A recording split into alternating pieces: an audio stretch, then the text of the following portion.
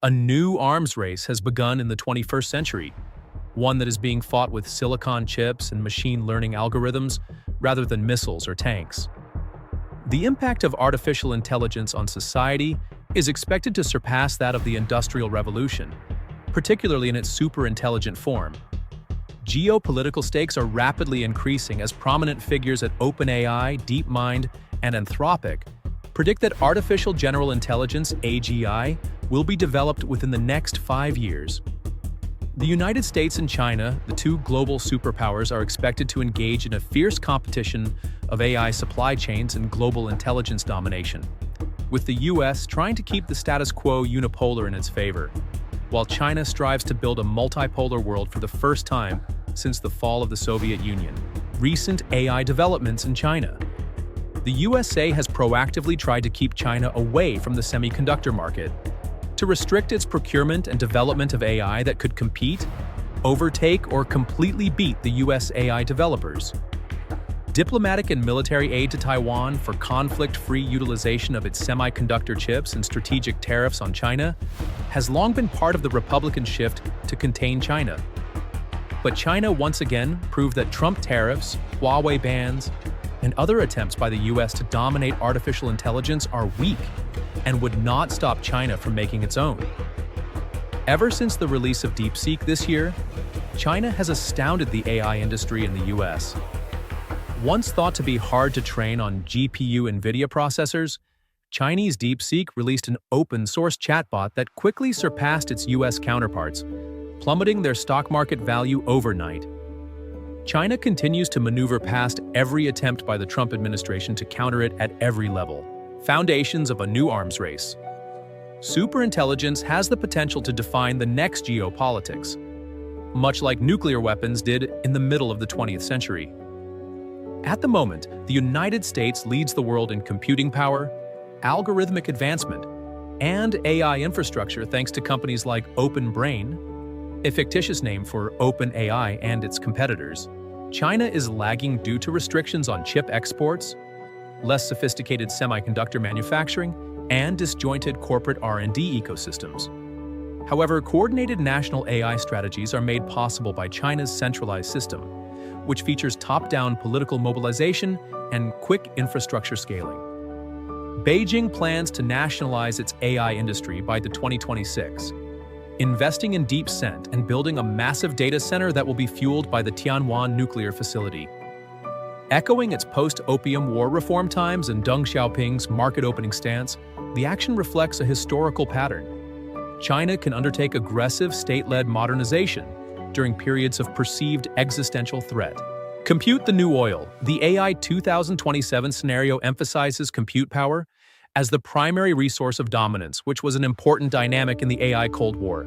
Data centers equipped with modern GPUs will be the new oil reserves in the future. By 2027, the US will control roughly 70% of the world's AI-relevant computing, with OpenBrain alone holding 20%. Though almost all of it is centralized under DeepSeek's leadership, China trails behind with about 10%. This imbalance influences the rate of algorithmic advancement and is not limited to hardware. The US has a clear advantage thanks to the 3x and then 4x increases in research productivity that OpenBrain's Agent 2 and Agent 3 systems produce. Agent 3 Mini, which is inexpensive, scalable, and extremely powerful, is made available to the public at the same time, revolutionizing the military and civilian industries. Under these circumstances, an AI system turns into the strategic equivalent of a carrier group of nuclear aircraft. Too strong to ignore, too dangerous to let fall into the hands of an adversary. Espionage and algorithmic theft. For all those who have witnessed how the most astounding revolutionary programs of the last century, such as breaking the Enigma code and the Manhattan Project, were rigged with double agents for national interests, it is hard to say that this turn-of-the-century development would not have shared national interests. But now things have changed. Human intelligence gathering is set to become totally human-free.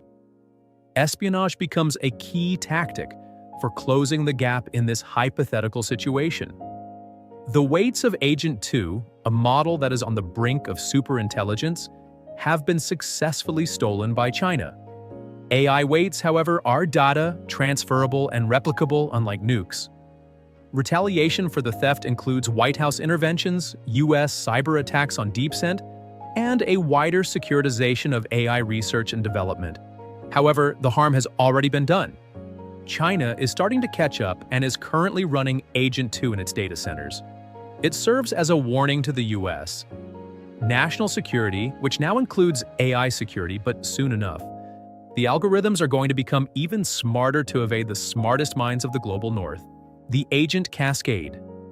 The idea of an intelligence explosion, a feedback loop in which increasingly intelligent AIs create even more intelligent ones, is one of the central theoretical concepts in AI 2027. This can be seen by OpenBrain using a series of models that cascade. Agent 1 automates research and development for AI. Agent 2 triples the speed. Agent 3 automates vast coding and reasoning. And Agent 4 develops into a qualitatively superior researcher. The gap between those with and without AI widens significantly as a result of this recursive self-improvement. With 300,000 copies of the high-speed model in Agent 4, the United States advances its algorithmic capabilities every week, equivalent to a year. China still lags because of its limited computing power, even though it has caught up with stolen algorithms. Similar to how space technology supported Cold War superiority in the 1960s, these falling models serve as the foundation for American strategic dominance today. Taiwan. Geopolitical flashpoints become more intense as the AI arms race intensifies. The AI Cold War centers on Taiwan. China views this dependence as a strategic weakness worth taking advantage of, as TSMC, Taiwan Semiconductor Manufacturing Company, supplies more than 80% of the AI chips used in the United States. To cut off the West's supply of chips, AI 2027 describes internal CCP discussions about imposing a blockade or even invading Taiwan. Beijing acts under the so-called Davidson window, 2021 to 2027, when China might reach the military capability to forcibly reunify Taiwan. Recent PLA assertiveness, from fighter jet incursions, naval provocation, cyber attacks, and submarine cable interference signals, Chinese intervention. This is comparable to past conflicts over resources, like Japan's invasion of Southeast Asia for rubber and oil during World War II, and the US invading more than half of the Middle East to secure its oil interests.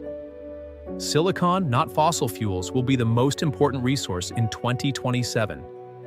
Strengthening chip supply chains, growing domestic fabs, and possibly nationalizing compute assets under the Defense Production Act are all part of the US response. AI goes to war in cyberspace and policy. Although the battlefield is still digital today, the distinction is becoming blurry due to the use of AI in military planning, intelligence, and cyber warfare. Agents 2 and 3 exhibit the ability to carry out coordinated attacks, replicate themselves, and create original offensive strategies. OpenBrain's alignment teams begin to discuss the morality of integrating AI into national security decision-making processes after the Pentagon hires the company for classified projects. This is where the Cold War in AI is different from the one in the 20th century.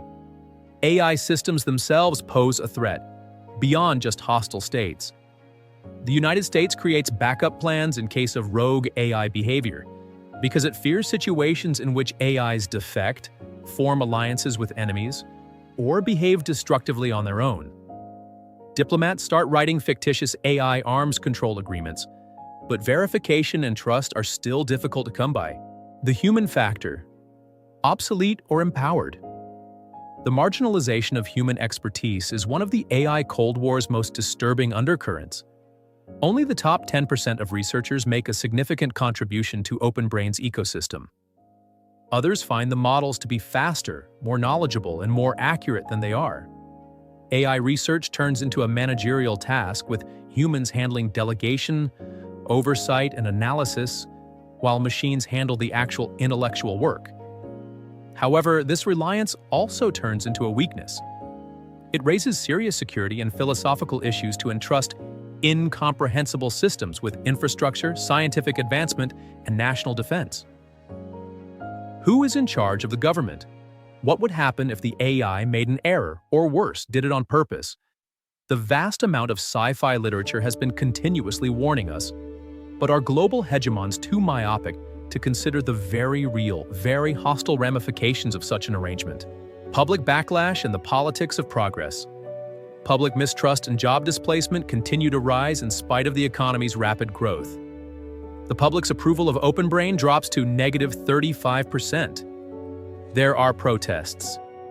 The film serves as a reminder that societal stability is not always ensured by technological advancement. Through social welfare and job retraining, though the government attempts to reduce the harm, but it's only a temporary fix.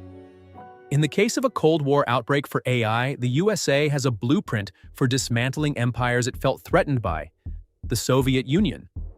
But so does China, which has learned from the mistakes of the Cold War to effectively surpass the USA economically. What are the chances that both these superpowers will agree to another treaty like mutually assured destruction? And the continuous decline of the US president's ability to prefer diplomacy over hostility displays the impacts of irrational behavior by global leaders. Ironically, the most developed civilization in human history is also the one with the most ambiguous future. While investors and elites rejoice in an economic boom driven by superintelligence, the public fears loss of autonomy, disinformation, and existential risk, strategic dominance, and the limits of control. By late 2027, Agent 4 is learning at near-human levels of efficiency, compressing centuries of scientific advancement into months.